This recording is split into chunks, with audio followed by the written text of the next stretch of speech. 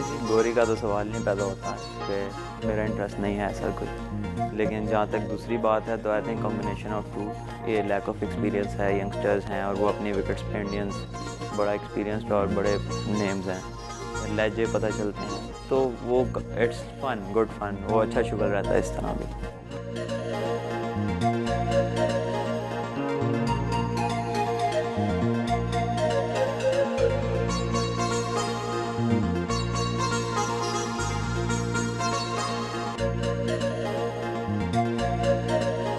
वो अक्सर शीशे के सामने खड़े होकर अपनी शॉर्ट स्टैंड्स की प्रैक्टिस करते हैं।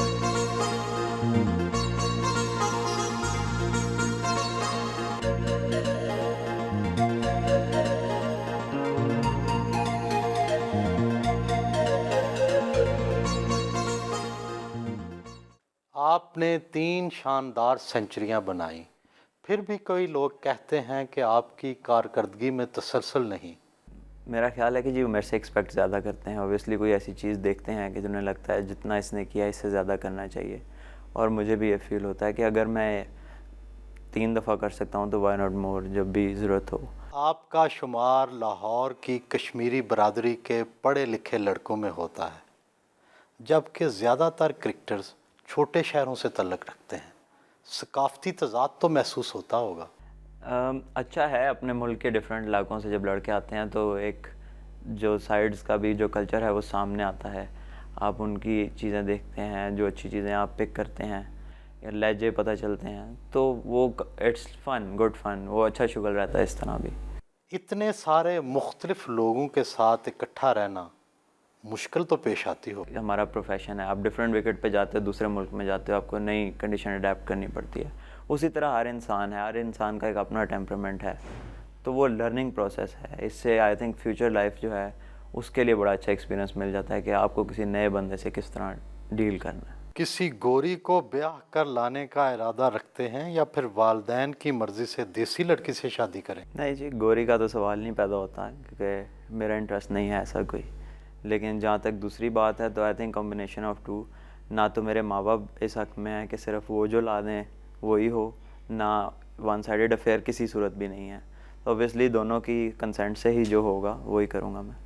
आप जवान हैं, खुश शक्ल हैं, मशहूर हैं, लड़कियों के फ़ोन तो आते होंगे।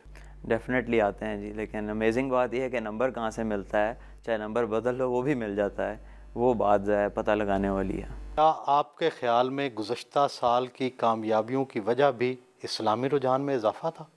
डेफिनेटली जी है, उससे बड़ा फ़र्क पड़ता है। हम लोग महर मगरिब की नमाज़ के बाद तालीम का एक दौर है जो टीम में चलता है, वो कोई ना कोई हदीस को बयान करते हैं नमाज के बाद, उससे आपकी ज़िल्लत नहीं होती। और उसका रिज़ल्ट ये है कि हमें इंडिया के अगेंस्ट किसी ने रेट नहीं किया था कि ये पाकिस्तान टीम जो वहाँ जा रही है, ये लैक ऑफ एक्सपीरियंस है, यंगस्टर्स हैं और वो अपनी विकेट्स पे इंडियंस बड़ा एक्सपीरियंस्ड और बड़े नेम्स हैं, लेकिन अल्लाह ताला ने हमें उन पर फ़तह दी। तो क्या इंज़मामुल हक़ की वजह से इस्लामी रुझान में इजाफ़ा हुआ है? लीडर इन्फ्लुएंशियल तो होता है, और उनके स्टेचर का प्लेयर इतना लेजेंड हो और उनकी कामयाबियां देख के आप, जो ज़्यादातर लोग हैं वो इस तरह के नहीं हैं, तो एक अट्रैक्शन भी आती है। और ये है कि राह रास्त पे आने से इंसान को एक सेटिस्फेक्शन ज़रूर होती है। और ऑब्वियसली फिर हम हैं तो मुसलमान ही ना, तो जो सेटिस्फेक्शन अपने अहकामात पूरे जितने हो सकता है, सारे तो नहीं होते लेकिन मैक्सिमम जितनी कोशिश है करते हैं।